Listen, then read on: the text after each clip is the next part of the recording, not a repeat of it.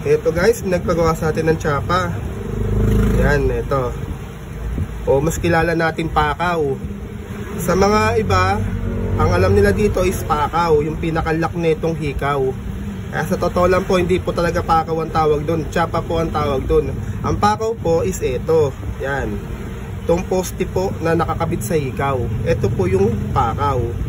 Yung panglak po niya, ang tawag po doon is tsapa. Yan. So, pinagawa sa atin to, ang gusto niya is mas matibay na tsapa. So, gagawan natin ng handmade na tsapa, mas matibay. So, simulan na natin. Ito guys, tapos na. Yan. Nakagawa na tayo ng tsapa. Ito po yung ginawa natin.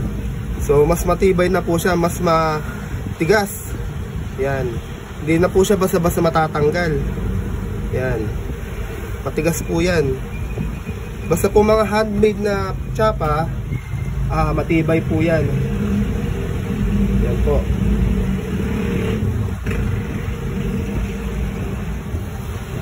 Yan. Salamat po sa nagpagawa po nito. Konting palis na lang po ito. Okay na. God bless po.